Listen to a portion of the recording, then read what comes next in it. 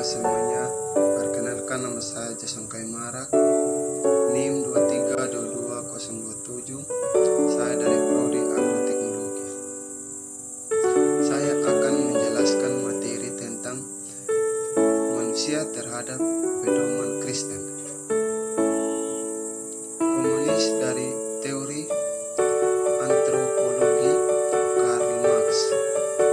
Pemahamannya, manusia adalah ciptaan dirinya sendiri. Hanya manusia yang mampu menjawab kepada dirinya sendiri dan mampu dengan upaya sendiri menemukan tujuan dengan kebebasan dan keabsahan. Manusia sebagai suatu produk alami natural, karena tiada Tuhan menolak pendapat bahwa manusia adalah ciptaan khusus cerita asal kehidupan. Manusia ialah hipotesis Darwin mengenai evaluasi fakta dunia materi yang dipersepsi oleh indera. Manusia adalah law of thinking matter. Manusia sebagai unik ciptaannya sendiri bekerja istilah Marx. Manusia adalah homo faber hakikatnya untuk bekerja dan menjadi pencipta kerja. Dianggap otonomi manusia adalah bekerja, dan karena itu nilai manusia juga tergantung pada produktivitasnya. 3. Manusia sebagai unit yang teralienasi. Yang menyebabkan manusia teralienasi adalah sistem hubungan dan nilai-nilai kapitalis. Manusia menderita berbagai macam alienasi dari hasil produksinya sendiri, dirinya sendiri, dan dari sesamanya. Yang paling penting tradisi adalah alienasi dengan diri sendiri yang membuat manusia menjadi tak manusiawi secara total. 2. Manusia humanisme adalah suatu pengakuan akan rasa percaya kepada hakikat manusia yang menolak ide tentang Allah sebagai hal yang perlu, karena manusia bisa membentuk kembali dirinya sendiri. B. Pandangan Kristen tentang hakikat manusia. Manusia adalah ciptaan Allah ke-1 dan ke-2. Implikasinya, manusia bergantung kepada Allah, Khalik dan sumber kehidupannya. Sebagai Khalik, Allah berdaulat atas hidup dan tujuan hidup manusia. 2. Manusia diciptakan menurut gambar Allah, Imago Dei. Tafsiran Kejadian 1 berdasarkan tradisi Kristen sangat beragam, bisa diartikan secara salah seolah-olah manusia mirip dengan Allah. Manusia sebagai wakil Allah di dunia adalah arti pelaksanaan atau mandataris Allah untuk tugas kebudayaan. Implikasinya bagi tanggung jawab manusia adalah bahwa manusia selalu menambahkan relasinya dengan Allah atau yang dianggap Allah. Orientasi religius.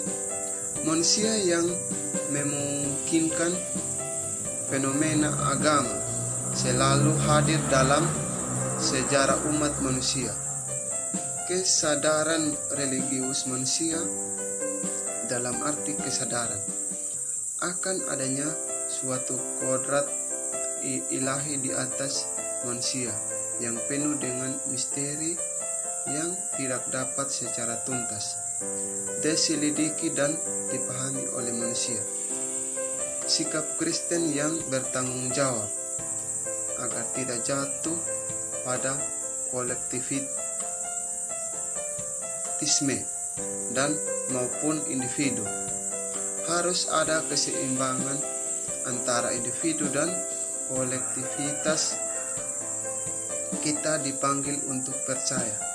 Secara individu, manusia juga terpanggil untuk menjadi orang percaya dalam kolektivitas yang disebut gereja kita. Kita perlu memperhatikan pertumbuhan dan kepentingan individu. Sebaliknya, kita juga bertanggung jawab untuk bertumbuhan bersama-sama. Efesus 4 ayat 11-16. Manusia sebagai makhluk rasional dan berbudaya.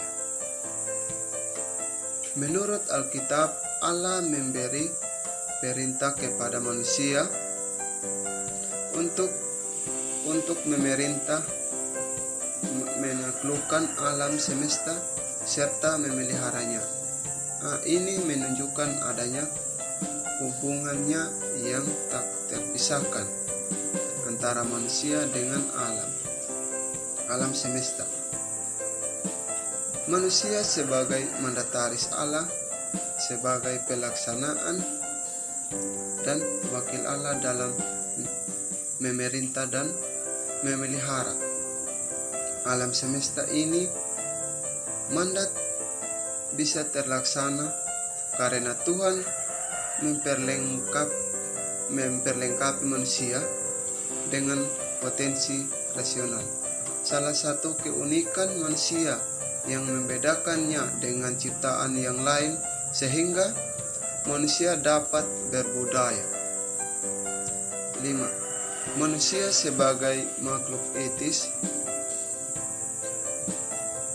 Manusia sebagai makhluk etis artinya 1.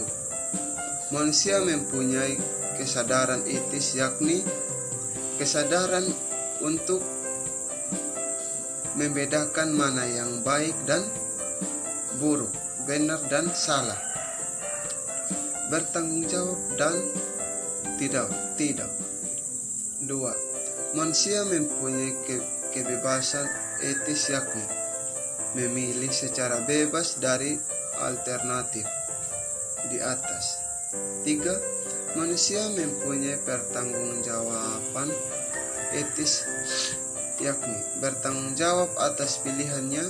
Karena manusia adalah makhluk etis, maka setiap dimensi hubungan itu mempunyai konsekuensi dan tanggung jawab etis. C. Paradoks dalam kehidupan manusia dan masyarakat. Dalam kekristenan dipercayai bahwa paradoks ini terjadi karena manusia telah jatuh ke dalam dosa.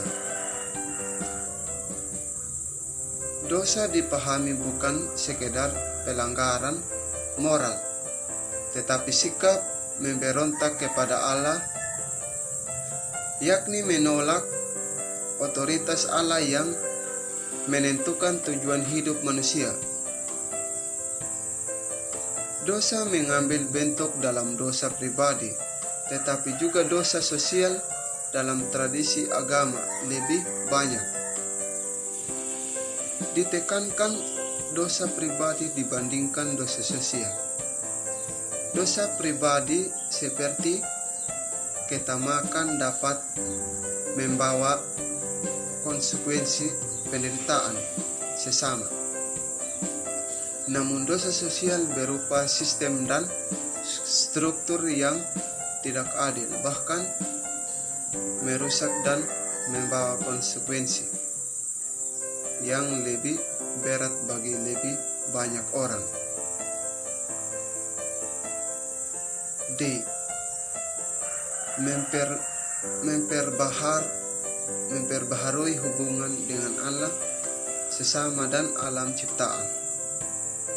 Manusia pada dasarnya adalah makhluk yang berharap akan masa depan yang lebih baik.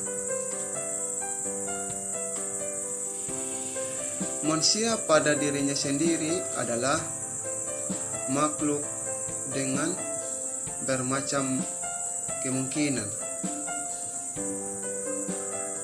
Creator of possibility, ia dapat menciptakan dunia lebih baik bagi dirinya dan dia sendiri, menjadi keberadaan yang lebih baik tanpa batas. Pengharapan tidak melalui dengan kekuatan dan kehebatan manusia, tetapi dalam persekutuan dengan Tuhan. Bila tidak mengharapkan, Kristen akan menjadi ideologi secara penyoratif negatif, bagaikan candu bagi mereka yang menderita dari ketidakadilan. Hanya ini yang saya bisa sampaikan. Kalau ada kata-kata yang salah, mohon dimaafkan. Sekian dan terima kasih. Tuhan Yesus memberkati kita semua. Amin.